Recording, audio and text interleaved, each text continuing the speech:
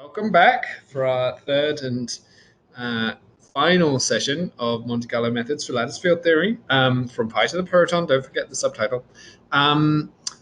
Today we've talked in a lot about our motivation for this, for understanding quantum chromodynamics, which we can't do analytically at low energies.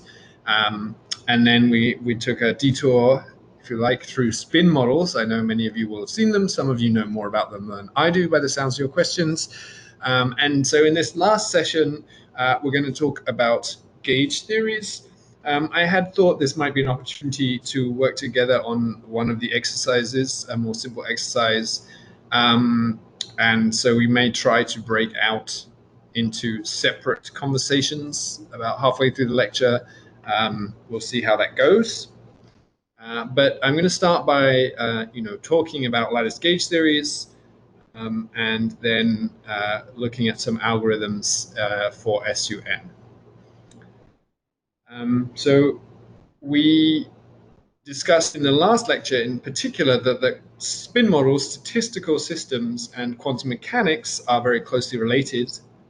They're both essentially described by path integrals, and that we wanted to evaluate those numerically, not using Riemann sums or ordinary Monte Carlo, but we need Markov chain Monte Carlo. And with that procedure, we can generate configurations or paths by proposing local updates, calculating the change in the energy or the action, and then accepting or rejecting that update. And we also mentioned global update algorithms specifically for spin models. Okay, so now we need to talk about gauge theories. Okay, the glue that binds us all is a terrible pun from a report on the EIC, the Electron Ion Collider, which is a collider that's going to be built at Brookhaven National Lab on Long Island, and we'll be really exploring experimentally what we can explore on the lattice, and that is the nitty-gritty of how quarks and gluons come together to make protons and neutrons. So this concept of gauge theory really underpins the standard model. We had this cartoon at the beginning of the first lecture where I talked about those three forces that are captured by the standard model of particle physics. That is quantum electrodynamics, QED, and the weak nuclear force and the strong nuclear force. And so we're going to talk a little bit more detail about the mathematical structure of these quantum field theories. So these are theories that have gauge symmetries. You're probably familiar with the concept of symmetries. Symmetries are just the set of any actions that leave our system invariant. So if we have a circle, we could rotate our circle by 90 degrees, and we can't tell that we've done anything, right? Our circle is invariant under rotations. In fact, it turns out that's basically the U1 group. Okay, and this is the same set of symmetries that QED has. So one way to think about that is that electrons and positrons in QED behave the same. So it doesn't really matter whether they have positive or negative charge. They still couple to photons through that alpha QED, which is 1/137 approximately. So the weak nuclear force has a slightly more complicated symmetry, the Su2 symmetry, and that's actually something you're kind of familiar with from quantum mechanics, because Su2 symmetry is really the same maths that describes angular momentum, spin. It's not the same, so don't confuse Su2 for weak force with angular momentum. It's just the same mathematical structure. The strong nuclear force has, in turn, an even more complicated symmetry, that is Su3. So we're going to talk about this in more detail. I'm just giving an overview at this point. And Su3 symmetry is a symmetry where we don't switch positive and negative charges, as we do in QED. We could change the colors. So usually we refer to these colors as red, green, and blue, the RGB color charge. And we have a symmetry under rotations in this color space, which is a more complicated version of our rotations of the circle that is our U1 space. In fact, one way to think about confinement, one way to express confinement, is to say that we can never observe particles with color. All of the particles that we ever observe, mesons, baryons, protons, neutrons, pions, anything you can think of that are composed of quarks and gluons, they must have no color, right? They must be colorless. So when we pull apart in that picture, that GIF, we pulled apart a quark and an antiquark, and we had this energy flux tube between them. Each of those quarks has some color charge, but the total combination of a quark and an antiquark, let's say it's red and anti-red, that cancels out. It's like positive and negative cancel, red and anti-red cancel, and we have this colorless meson. And then when we produce a meson by creating enough energy between those quarks, then we end up with two mesons with no overall color charge. So some comments about these gauge symmetries. They're internal. So what do I mean by that? They're something that is kind of intrinsic. You can think of this as intrinsic to the particles themselves. So something that is not internal will be something like a translation symmetry or a Lorentz boost, something like that. So they're not symmetries of the space-time, but they're really associated with the individual particles themselves. Like the electron has negative charge and the positron has positive charge. It's really to do with those particles. They're local, so these aren't like global transfer. So we don't make the same transformation to everything. Our transformations depend on where they are in space-time. And gauge symmetries are also continuous. So as I mentioned, that rotation of a circle is continuous. On the lattice, we don't have continuous symmetries. That does lead to some problems that we'll talk about briefly. But something like a square doesn't have continuous rotational symmetry. We can only rotate it by 90 degrees, or by 180, or 270, or 360 and that's not a continuous rotation. That's a discrete symmetry. We describe these gauge symmetries as generated by Lie groups. And Lie groups are things that have basically continuous transformations. And so one thing that we should keep in mind is that I'm sure many of you will have used Noether's theorem, where some global symmetry, some continuous global symmetry, such as translation invariants, will lead to momentum conservation. This comes from Noether's theorem. We don't have that in gauge symmetries. This is not understood as some global symmetry that leads through Noether's theorem to some conserved quantity, like translations to momentum. This is somehow a redundancy in our mathematical description. It's kind of the price we pay for making things look pretty and neat. That sounds a bit facetious and silly, but actually it kind of is true. There's some redundancy that we have to put up with because of the way that we express everything in terms of invariant objects, let's say. So I talked a lot about, this whole subject revolves around groups. So if you haven't seen group theory before, then let me just mention essentially everything you need to know about groups. So a group is a mathematical object. It's a set of elements and an operation. So you can think of just, let's say, the integers, or rather, let's do the rational numbers. Now, the integers is fine. Then we can add those integers together, okay? And if you add integers, then you always end up with another integer, right? So groups have to have closure. So if we take two elements, we operate on them, say by addition, we have to end up with another element of the group. It doesn't matter what order we add integers, okay? Associativity. So if we add A and B, and then we add C, that's the same as adding B and C and then adding A. 1 plus 2 plus 3 is the same as 2 plus 3 plus 1. there has to be an identity element. So if we add in the integers, well, depending on how you count integers, if we add 0, maybe I should say, then we get back the same integer that we have. So there has to be an identity element, and that's true for any. So the identity has to be the identity for any element in the group. Okay, if you add 0 to any integer, you always get the same integer back.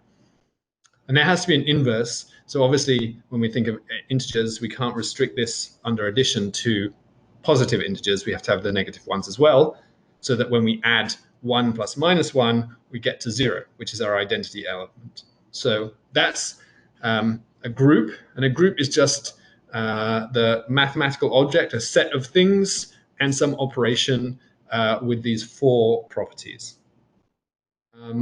Is there any questions about the concept of a group?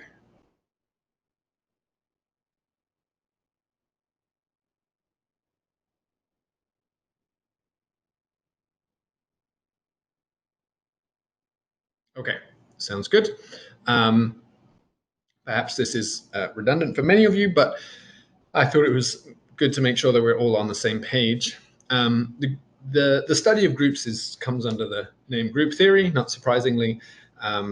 And groups are really how we represent symmetries in physics. For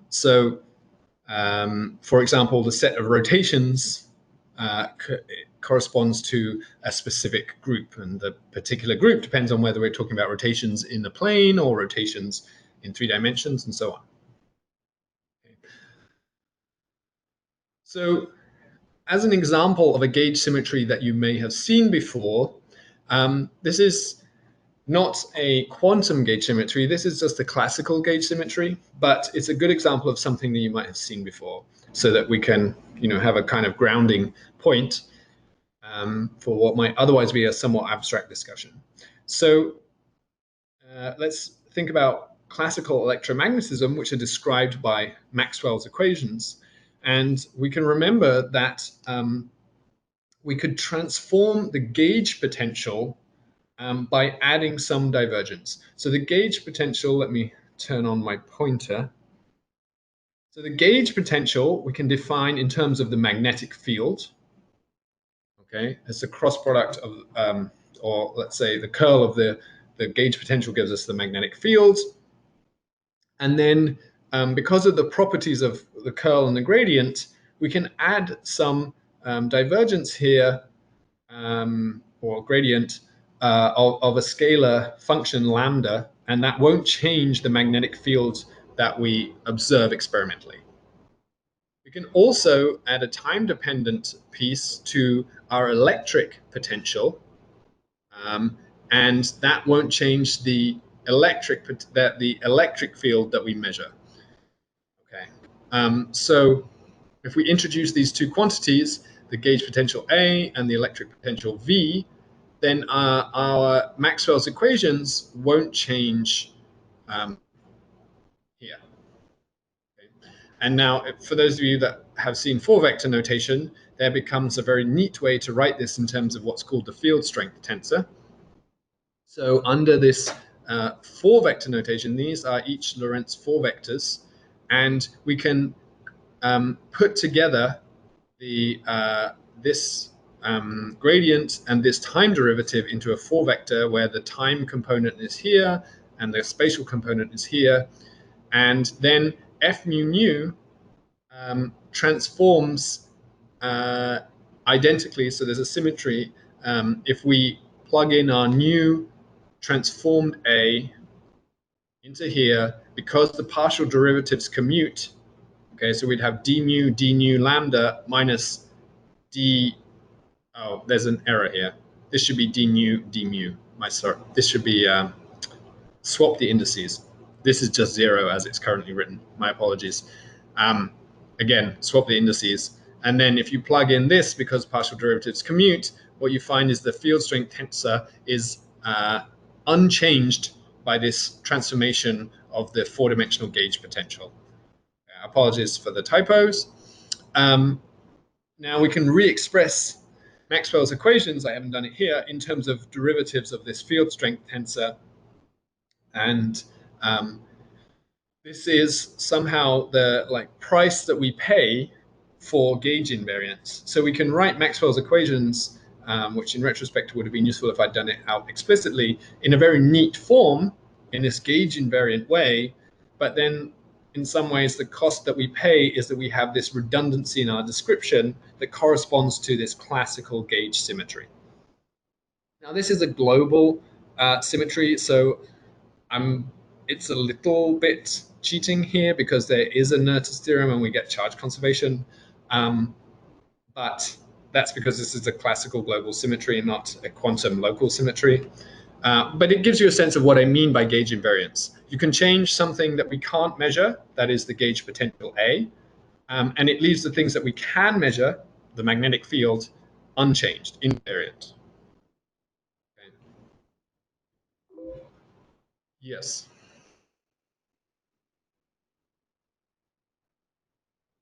Hmm.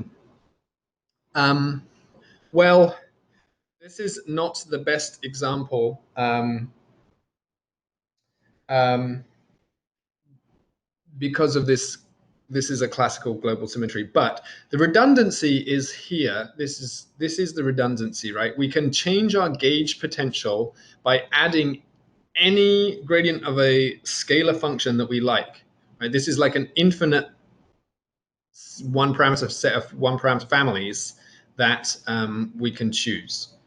And it doesn't matter what we choose for lambda, as long as we add this gradient of this lambda, because the experimentally observed results, which are governed by Maxwell's equations, don't care about lambda, right? It just disappears from our equations.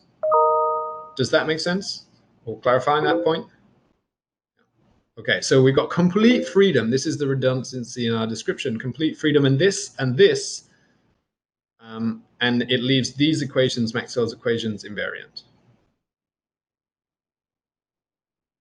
Yes, that's not an actual. Yes, indeed. Right. Um, and this is sort of the sense in which I say that you get nice, neat results because you can package your Maxwell's equations in this four-vector form if you're familiar with it very neatly. But one of the prices that you pay is that you have this redundancy. Again, you have to be a little bit careful because this is a classical system. It's a little different from quantum field theory, but it gives you the idea. Okay, so let's look at a different group. So in fact, that's the U1 symmetry that we've been thinking about. Here we're going to have an Su2 symmetry. So Su2 symmetry is the mathematics of angular momentum.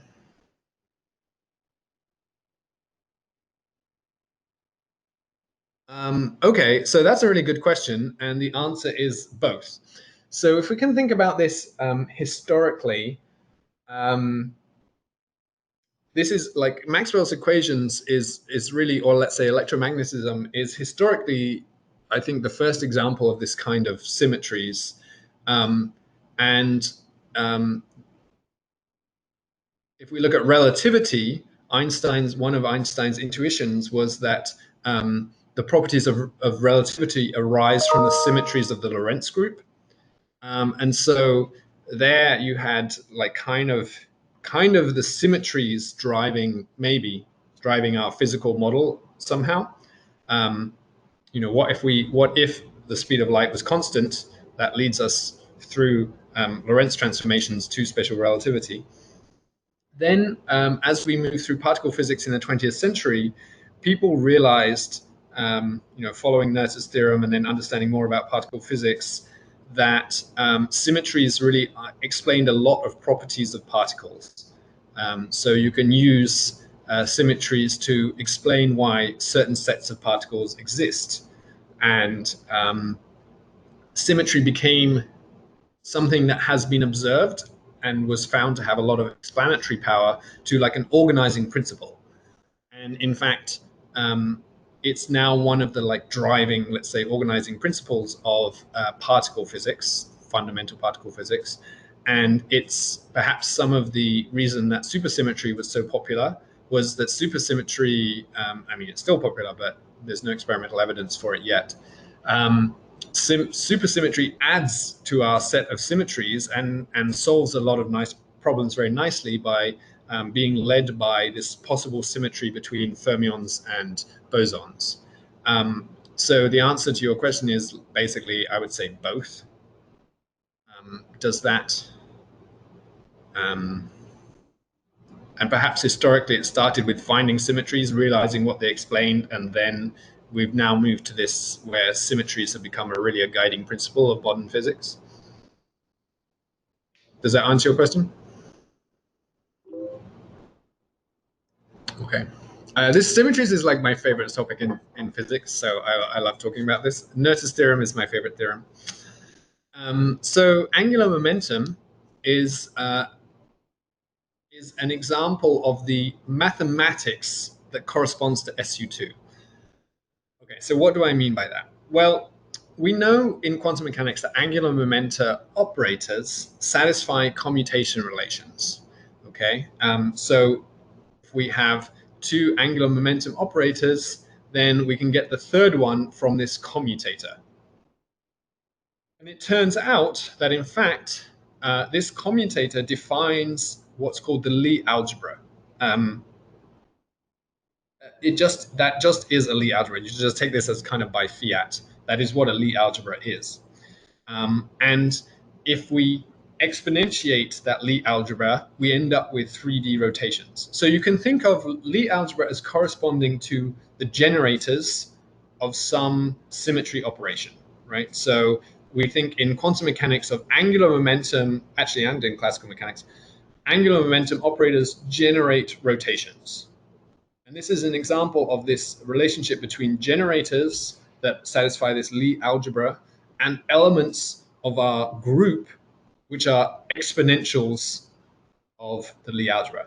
Another way to think about this is that these elements of the Lie algebra are somehow like basis elements from which we can get any group element we like. So we can generate spatial rotations by exponentiating our basis Lie algebra elements and then multiplying by some angle. So this is a bit like a vector space where you decompose your vector space into some basis vectors, and then any vector in your vector space can be written as a sum over the basis vectors. Essentially, in this case, for simply connected groups anyway, we can get to any group element from exponentiating our generators in the Lie algebra. So another example of this that you probably remember from quantum mechanics, of course, is that spin matrices, the Pauli spin matrices, these satisfy the same, roughly up to some normalizations, same commutation relations. Okay, that's why we think of angular momentum and spin being very closely related. In this case, we generate quantum mechanical intrinsic spin. Okay, and this is all governed by the mathematics of the SU2 group. There's a comment that they are isomorphic, the algebras, but they are not the same group.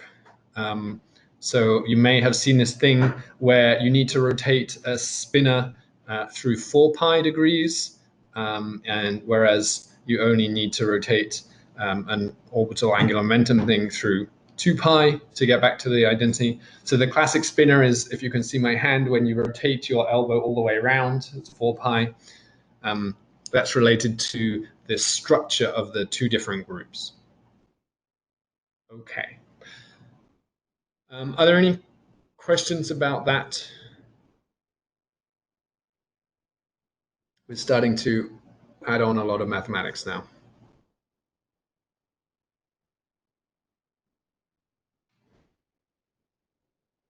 Okay, so now we get to QCD. So one thing that I will mention just at this point, let me go back, is that if we had taken the generators of U1, and in retrospect I should have written that out, the U1, it doesn't matter when we're rotating our circle, whether we rotate by pi and then pi over 2, or by pi over 2 and then pi. In other words, those rotations of the circle commute. Okay, so we describe in group theory language that as being an abelian group, whereas SU2, it does matter what order we apply our angular momentum operators.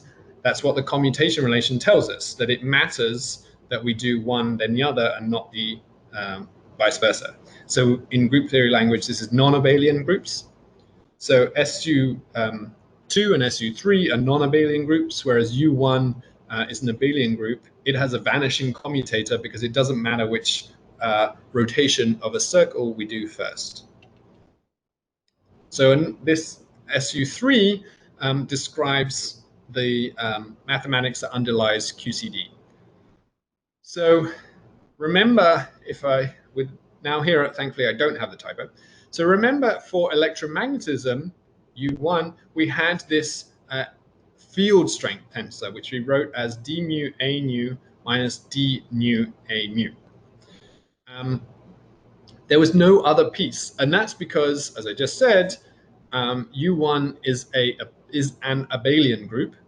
So the commutator for U1 for electromagnetism vanishes.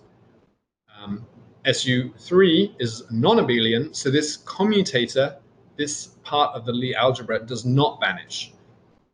And so we formulate everything in terms of this field strength. Okay? And you can think of this as just like the generalization from electromagnetism. Now, in this lecture, we're only going to be considering gluons, basically what's called the gauge action. So I'm not going to discuss quarks at all today. The simulation of quarks in lattice QCD is quite complicated, so there's too much to fit into this lecture. And I'm going to focus on the gluon part of the action. Our action is a Lorentz scalar, so we just tie up our Lorentz indices using our Einstein summation convention. We sum over mu is 1 to 4 and nu is 1 to 4 of this object here. So the gauge fields, the A's, which describe our gluons, they are, you can think of as living in this Lie algebra, right? That's why we have this commutator here. But it's not possible to maintain gauge invariance on the lattice without introducing this path-ordered exponential. So you can think of this as a generalization of our exponentiation of the angular momentum operators. So remember, we had angular momentum operator, we exponentiate, we get a rotation operator. Angular momentum is element of the Lie algebra. Rotation is an element of the group. Here we've got our gluon field, we exponentiate, and then we get an element of SU and SU3, which we can then put on the lattice. We want to maintain gauge invariance because it makes our lives much easier. This is like when we do a calculation in special relativity, we maintain Lorentz invariance, it makes our lives easier. We can exploit those symmetries to constrain things. So we want to keep our objects gauge invariant if possible. And so we build our action out of these gauge invariant plaquettes. So this plaquette is path ordered. That means it matters. We have to go in a certain direction, in this case in X. And then we exponentiate our gluons. So whenever we see an A, we just think gluons. And then on the lattice, this is this group element here. So this plaquette is just this square loop. We start from X and we go in the mu direction, +1. Then we go from X plus A mu hat. So this is one lattice spacing A times the mu hat direction. Then we go in the nu direction. So that's here, nu. And then we get to this point where now we're at X plus A mu hat plus A nu hat because we've gone one step mu, one step nu. And then we've got the dagger because we're going backwards. And we return to our origin. And this is called a plaquette. So this is, if we do a gauge transformation, this is just the SU3, the QCD version of that gauge transformation of electromagnetism that we saw. So we can change our A fields and observables don't change. This is a gauge invariant loop. And then we sum over all possible loops to create our action. In this case, the Wilson action. This is the most basic object that we can use on the lattice to study gluons. There's a lot that appears in this slide. So are there any questions that arise here. I believe you probably saw this in Professor Lin's lecture, but since we're getting into the details a bit, let's just pause here. So I was gonna ask one question. On your action there, I've seen some textbooks use they don't have the one minus the plaquette. They just do the plaquette and the trace. Is there any good reason one way or another? Does it matter? Um,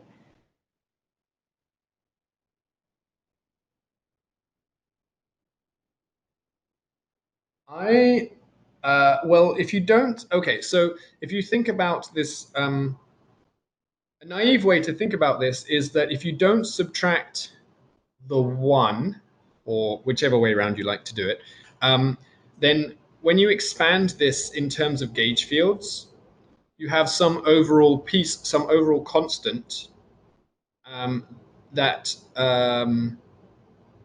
you expand the exponential, it becomes 1 plus a squared, and so on. So in the continuum,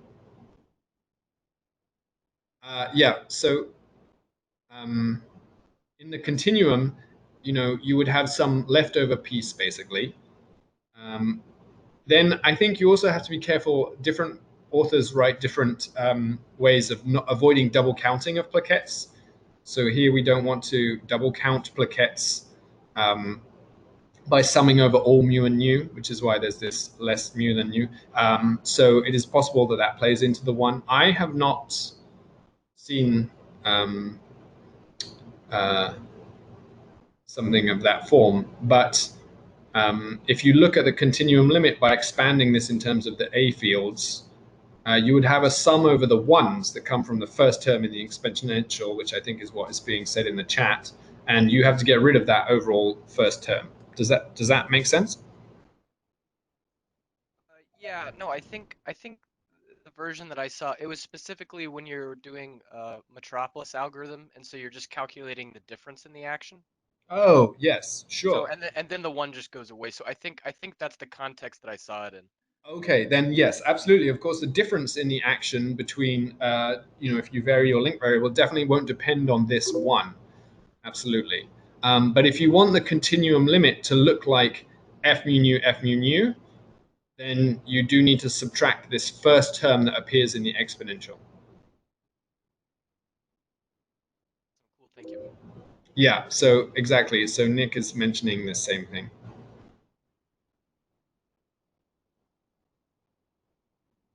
Okay, good question. So in the continuous action model, the interactions are local. Yes. Um, this is um, this is uh, this is local in the lattice sense, in that we only talk to our nearest neighbors in this model. So when you take the continuum limit, your plaquette collapses to a point. So there's not like a meaningful non-locality in this particular action. Does that answer your question, Adam? The first of your questions, anyway.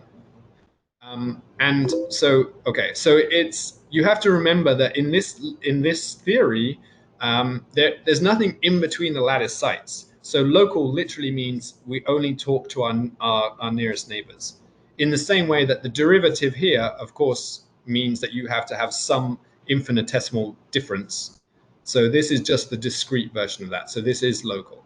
In answer to your question about the x, okay, the p mu x is defined by the first lattice point. So this is the x of this starting point here.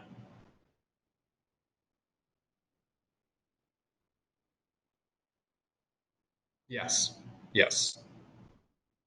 And so then the mu nu is so this object u mu of x is defined as starting at a point x and going in the mu direction. So that's what this plaquette is, and this x corresponds to our very first starting point. Hopefully that answers that question. Right. Okay, so we need to adapt our Monte Carlo methods for gauge theories. In our icing model, at least for the Metropolis algorithm, we, well, no, for any of our algorithms, we flipped spins, right? And we did that locally for the Metropolis algorithm.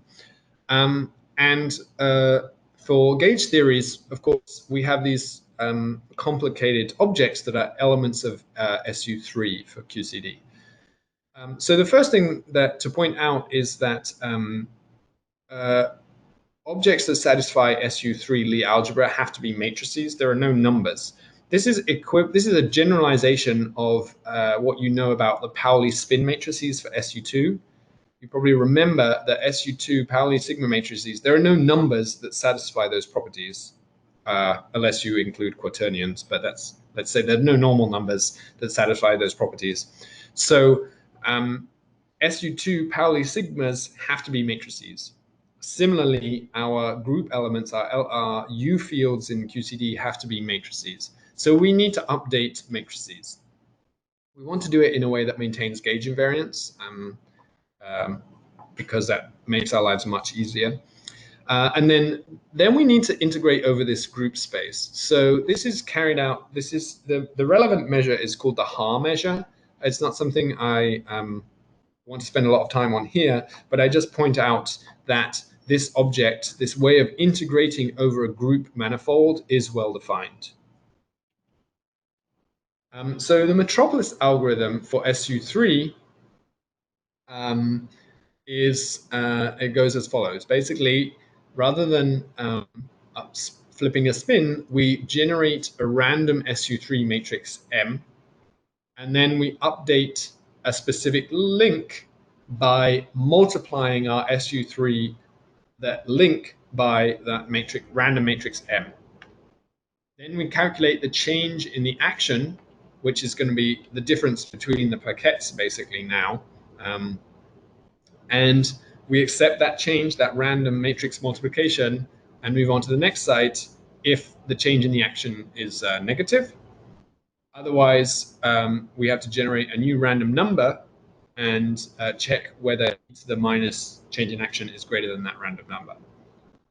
So really, this is the same Metropolis algorithm as we saw for the spin case, for the icing model, but now we have the added complication of matrix multiplication and generating a random matrix in SU3. Okay. So in practice, in modern calculations, Metropolis is not used, but for reasons that we will see soon. But this is kind of the classic way that the first lattice calculations were done in the 1980s. And in that case, generally a random set of SU3 matrices were generated beforehand. Typical calculations might have been on lattice sizes of like 4 or 8, maybe 16, lattice in each direction. And so they generated maybe 100 SU3 matrices beforehand, and stored them. And then they would pick those random SU3 from those set of random SU3 matrices, which they'd pick randomly. And then they'd apply that as their first part of the Metropolis update step.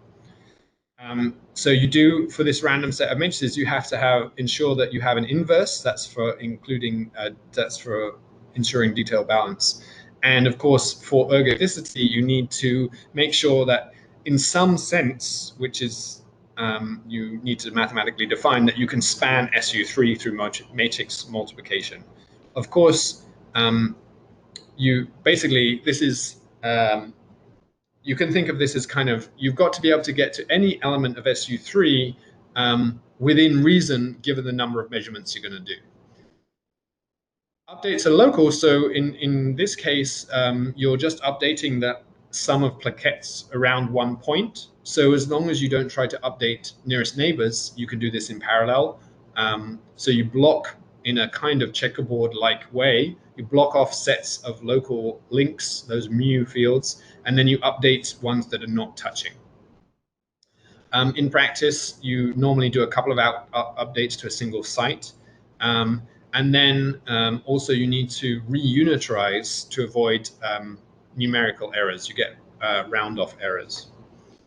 So I was going to suggest, and I think I might need Paul's help in this, that we split into like little groups of 3 or so, and you attempt to write a, like, really the key insight here is how do you generate a random Su3 matrix.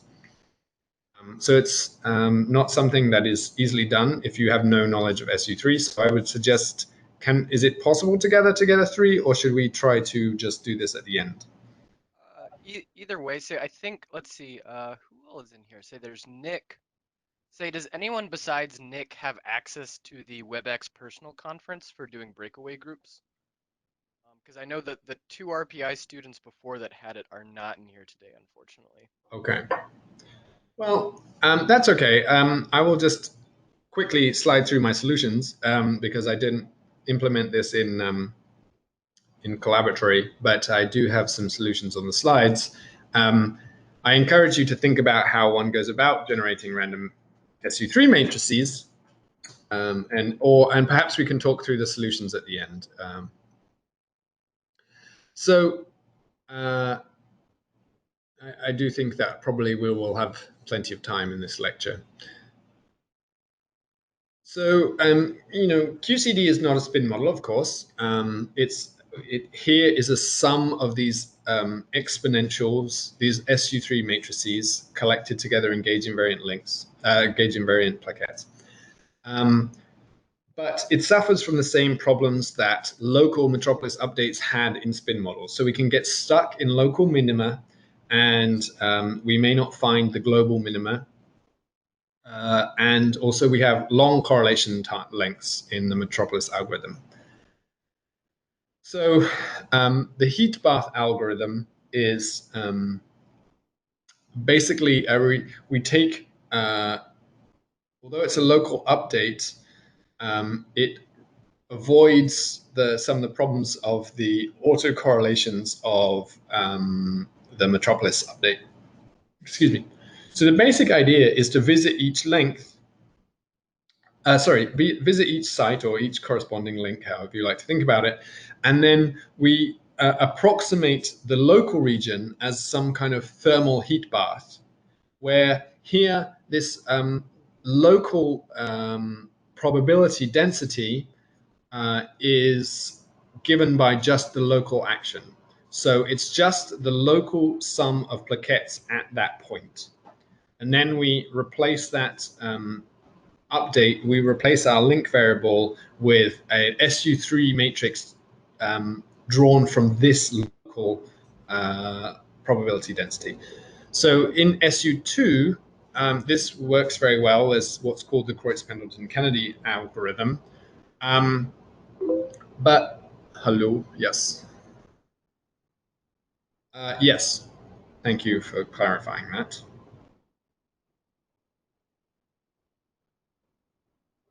So that's the local action part. Yeah, the sum of staples. This works really well in Su2, and there is an algorithm as my understanding is that this exists, but in practice does not work well. And there are some extra methods. So the pseudo heat bath approach basically updates according to some local Su2 approximation, which is then corrected. So this is not used in practice, but I just mention it for completeness.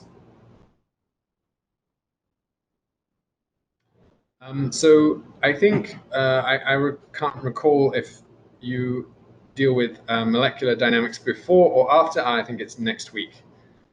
But there is a general class of update algorithms called molecular dynamics algorithms that allow us to kind of bypass some of the issues with the local Metropolis updates. So this is really a completely different approach to how we update our Su3 matrices. And what we have here is that we imagine kind of a step out of our calculation, out of our lattice, and we introduce some classical molecular dynamics time. And we evolve our system in this molecular dynamics time according to the Hamiltonian that's given by this product of the conjugate momentum fields. The pi's are conjugate momenta to the link variables.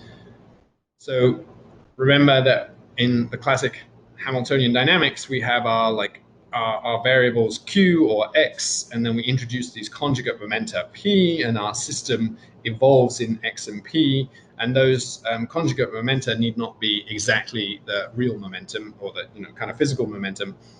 So we have a corresponding construction in quantum field theory, and this is just a generalization of the usual Hamiltonian conjugate momentum. And we have the same classical evolution equations that we get from Hamiltonian dynamics, where it's written in a way that is just written for SUN. But the classical molecular dynamics time evolution of this conjugate momentum is governed by the variation of the action with respect to the link variables. So it's like dp dt is minus ds dx or dq. Okay, it's just a SUN version of that. And similarly, the evolution of the link variables in molecular dynamics time is given by the same by the product of the conjugate momentum and the link variable. This follows from Liouville's theorem that all of these possible trajectories in this extramolecular dynamics time are area preserving, and they're governed by this classical partition function that we integrate over our possible momentum values or our possible group values. And they have this thermal Boltzmann weight. This is ordinary classical statistical mechanics, where the exponential of the minus of the Hamiltonian. So what we have is a system that we evolve into this extra time, and we have a series of trajectories in this extra time. And the probability, because it's classical, of visiting any given state that is a specific link along this trajectory is directly proportional to this Boltzmann weight, because this is a classical system. So this is exactly the weight that we want in our path integral. So we can, instead of doing a path integral average over the U fields, we can do a trajectory average, and each of those U fields will be weighted appropriately by this exponential of minus of the action. So we do trajectory averages over measurements along the trajectory. So one can show, well, don't ask me to do it off the top of my head, that these satisfy the relevant properties for giving us the statistical distribution we need, as long as those are exact solutions. Of course, we're doing this numerically, so our solutions are not exact, and we can run off, introduce numerical rounding errors. We don't have exact solutions. So this leads to the hybrid Monte Carlo algorithm. And then in this brings together the two ideas that we've talked about. So a Metropolis update, we take our link variable and then instead of updating it in our usual way of multiplying by an Su3 matrix, checking whether there is a change in action, we just view our molecular dynamics evolution as a Metropolis update. Okay, so we start with a given set of link variables, kind of step out of our simulation and into molecular dynamics time. We follow a trajectory, and we pop back into our simulation with some new set of links. And then we view that as an update step in hybrid Monte Carlo.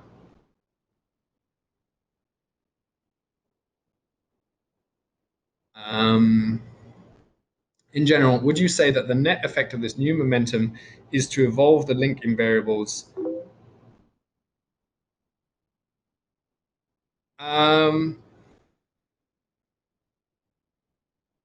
is that that is not how I've thought about it, but we'd seen this once before. I've never seen this method before, and it hasn't settled in yet, I guess. yeah, sure. Um, Like let's say, what's the benefit of the molecular dynamics? That might help me. so so the benefit of the molecular dynamics is that you're not constrained to, and Professor Geet might want to correct me here, but you're not constrained to these local updates um, because you're moving along trajectories that are like classical in some other completely other dimension, basically. So in principle, you could move towards, the classical trajectory can take you to some much more global minimum, perhaps not the global minimum, but some much more global minimum. Whereas local updates in your link variable space in the Haar measure can only move you around some local minimum. I see. I see what you're saying.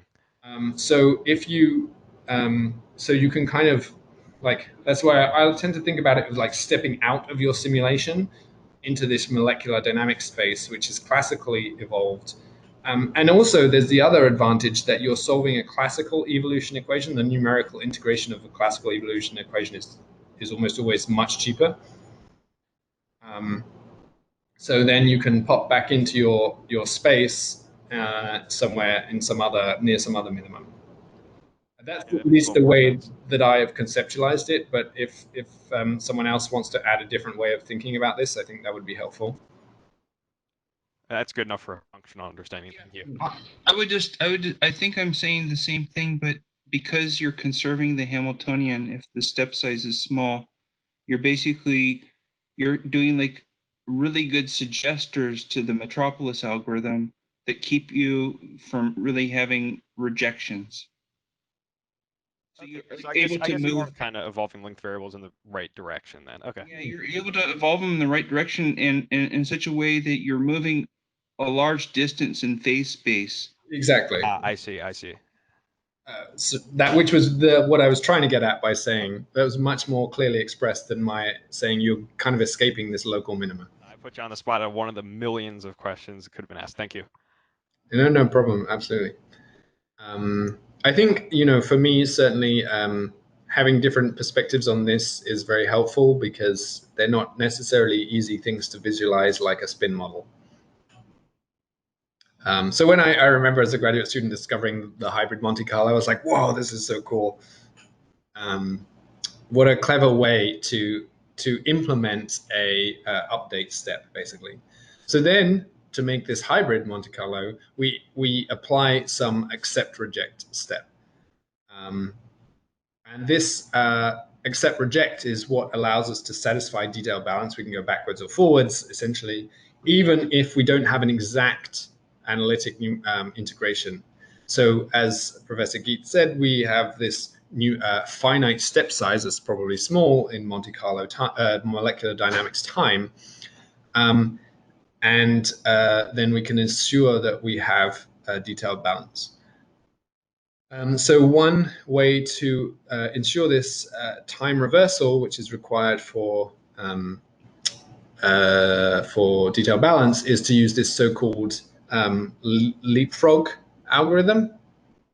So we're starting from some initial configuration of link variables, and we need to. So we then choose our conjugate momentum from Gaussian distribution, and we solve numerically our two classical equations of motion by what we call a half step. So in particular, we evolve the momentum one half step, okay? And we solve it, we fix the link variable, and then we solve our equation for the momenta by this half step. Then we kind of fix our momentum and evolve our link variables by one whole step. Okay, so I think you can see what's going to happen. So here we want to get to the end, which is one molecular dynamics time step. And each time we fix at intermediate points, and then we apply our equations of motion, and we end up here. And then, of course, we know that we have to finish with 1/2 time step for the momentum. So this is time evolution invariant, because if we started here, we'd still be doing essentially the same thing, right? We're going 1/2 step, fixing and going here, and so on. And our equations are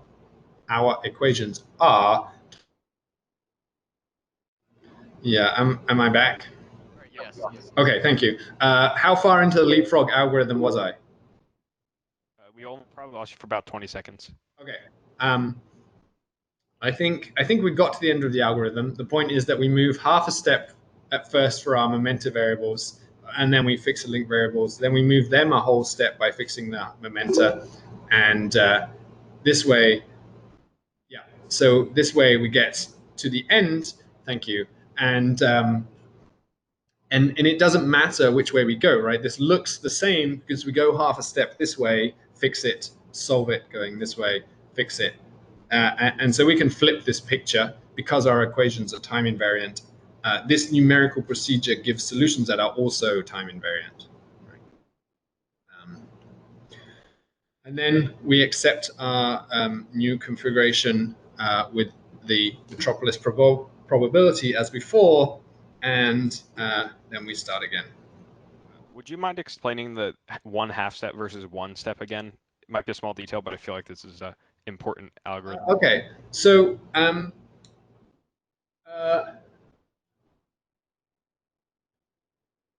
yeah, I mean, it's kind of whether you think of this as like a 1/2 step or this is 1 step and that's 2. I guess is not very. That's the same.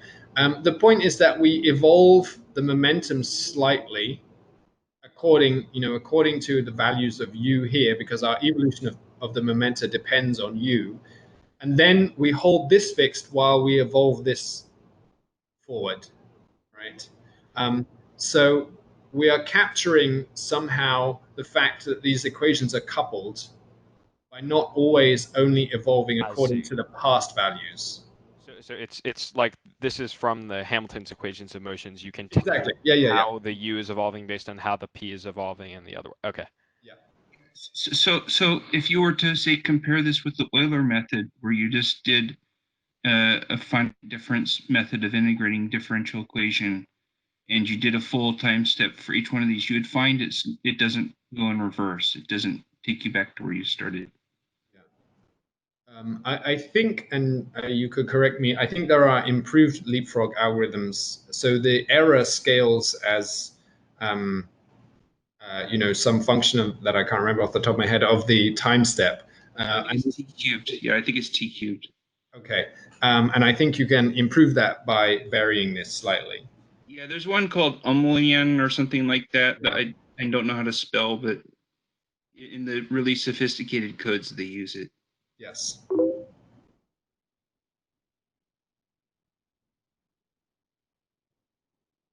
Say, I was gonna ask, maybe the half time step is because this isn't a symplectic method and the phase space gets thrown off or something.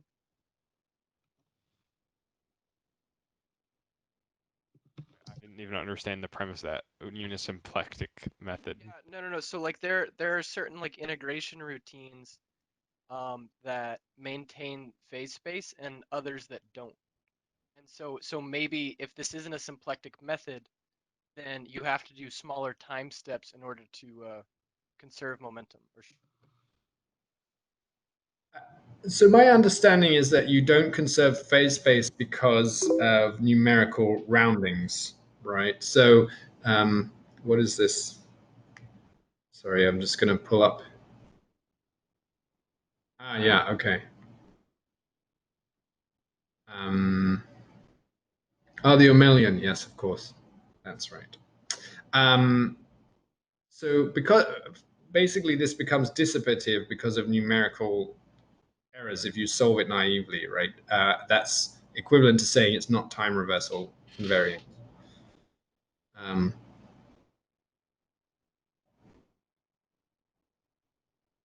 But I don't know anything about symplectic integrators, so I can't comment on that, unfortunately.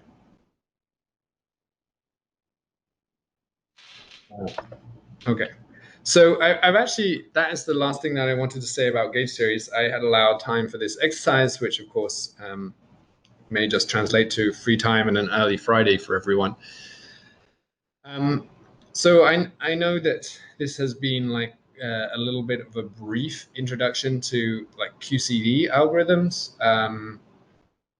There's a lot of mathematics that underpins QCD algorithms, and I know that not everyone has seen that mathematics before. So I hope this at least gave you a starting point for thinking about how we can implement Markov chain Monte Carlo for QCD.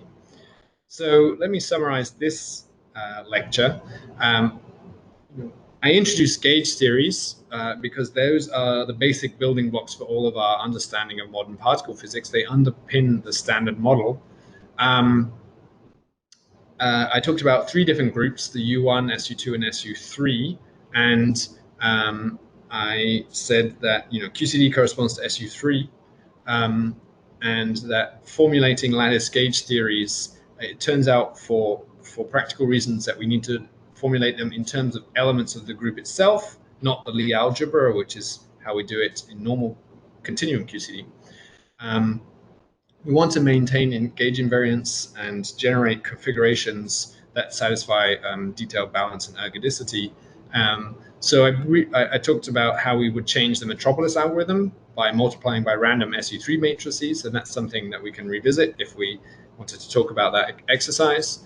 The heat bath is not generally used for QCD. It's not a practical method mostly. Hybrid Monte Carlo tends to be the way that people generate configurations these days, in particular with sophisticated Amelian integrators, as pointed out.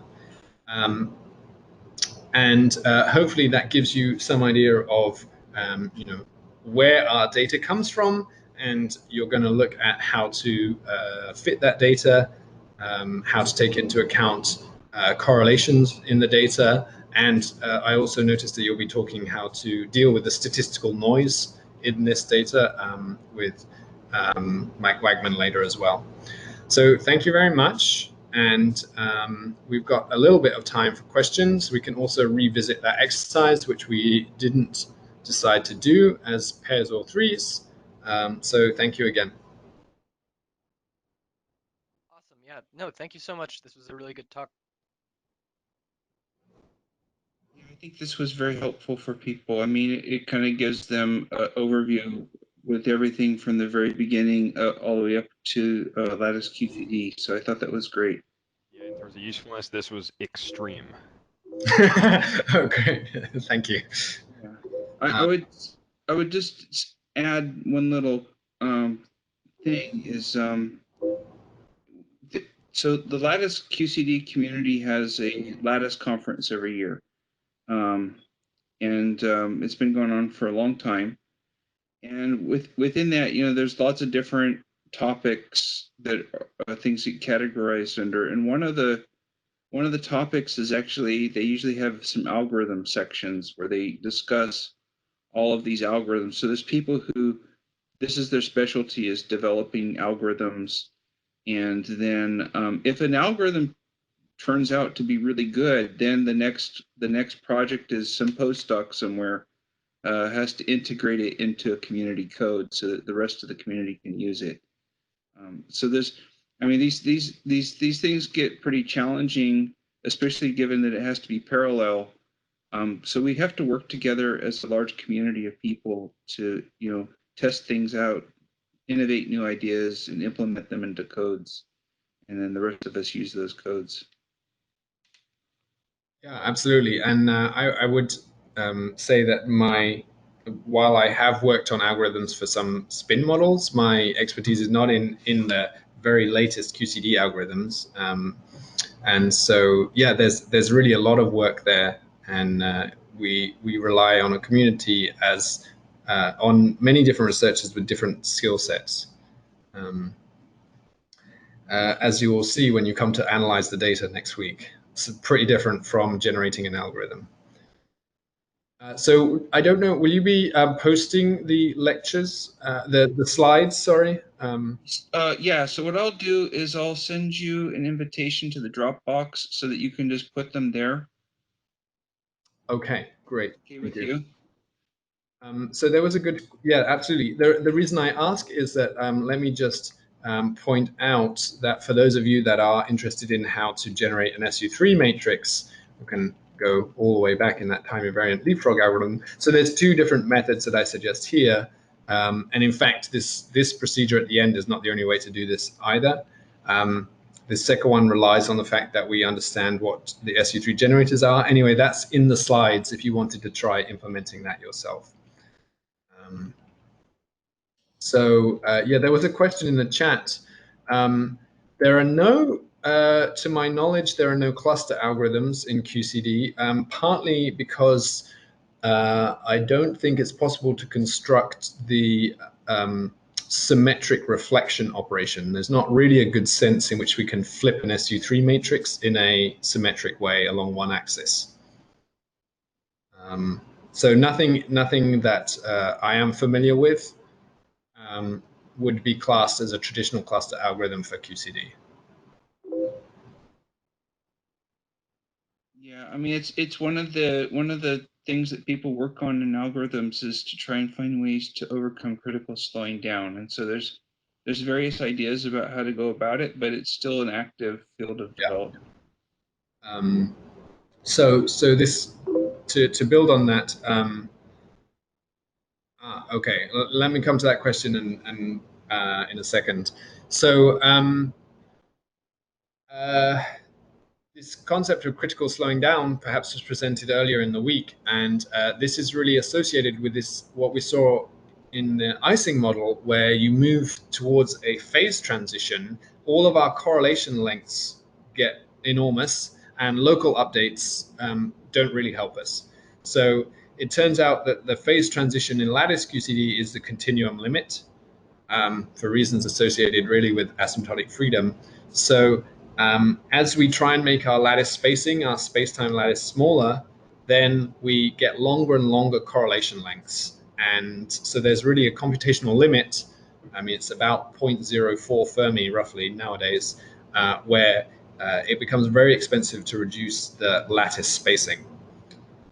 So this is the problem of critical slowing down. And as was just said, lots of research goes into understanding how to overcome this barrier. So there was a question, do you have any suggestions for detailed reading different types of symmetries? There are a number of books. So there are very many group theory books in mathematics. And I'm just Googling the one, I believe it's called Group Theory for Physics. Group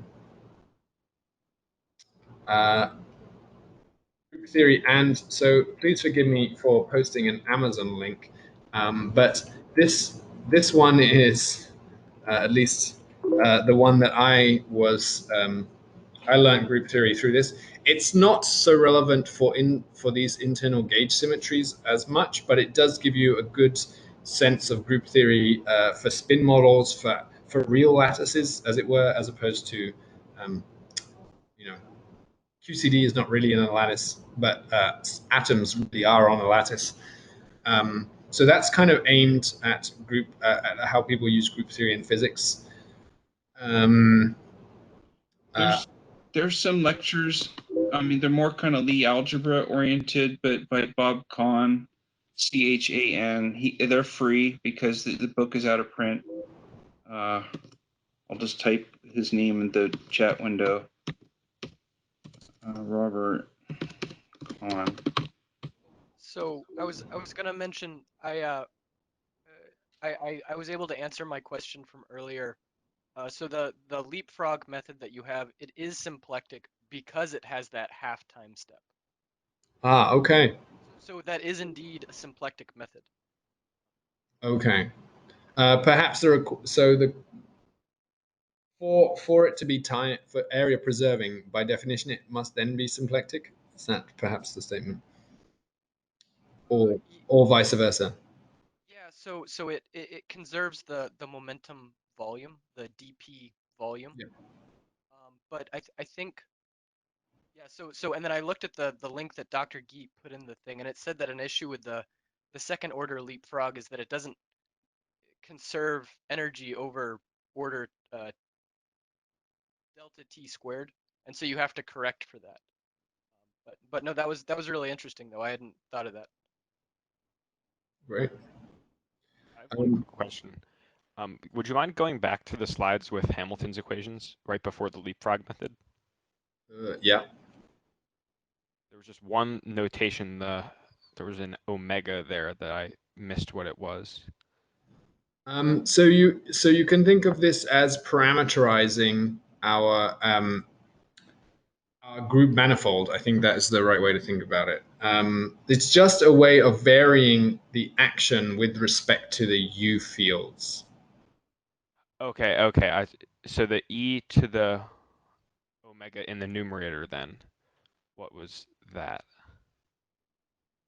Um, that is a good question. So Oh, I suppose if omega are like the generators since they have the a index, maybe it's like, yes, they have to be algebra elements, the omegas, I believe. yeah. Okay, so it's something like the, you know, how U moves through the configuration. So you're evolving it times some little SU3 element. Okay, Right. that's good enough. I just missed what you said. Thanks.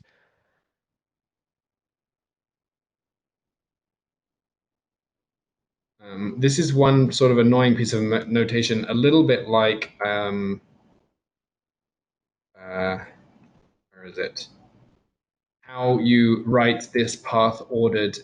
Um, there's many different varieties of notation. Um, so yeah, it's the same idea. How do you parameterize a path across your SU3 manifold? And could you actually go back to that slide with the omegas once more? I just want to reread the steps there. I missed one of them.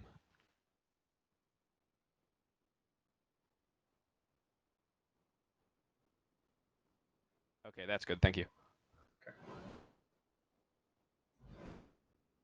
Um, I would add that for this molecular dynamics or the hybrid Monte Carlo, you don't even have to do a gauge theory. You could try this out with a simple scalar field theory as an exercise. You could do it in 2 dimensions, for instance. You could do like a phi to the 4th scalar field theory, on your laptop using this hybrid Monte Carlo, and it will work very well, actually. that's very interesting. That's not an exercise I have tried. That's interesting. Thank you.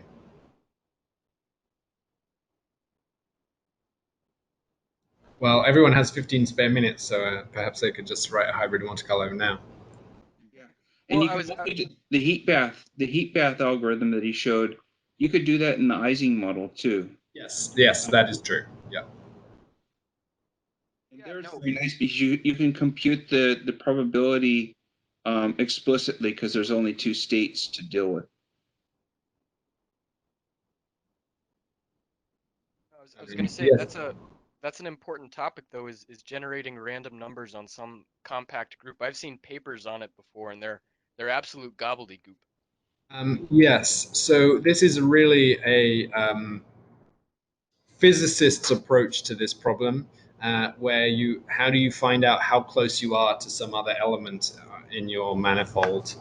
Um, So if you can see my slides, then these generators, in this case of SU3, are the Gell-Mann matrices, which you can look up on Wikipedia if you aren't familiar with them.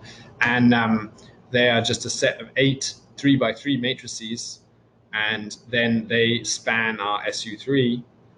So we can generate random numbers that correspond to basically the coefficients of this set of basis matrices, and then we can exponentiate them because those are the generators, and we always want the exponential to be an element of the group.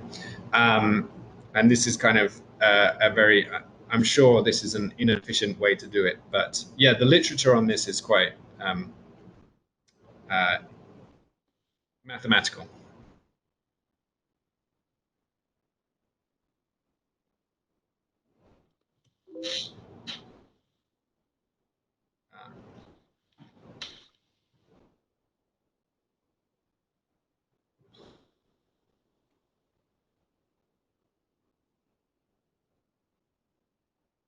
Okay, great. These were excellent. So I'm glad that you're going to make the slides available for people to look at later. And people should definitely try out the exercises that are in these.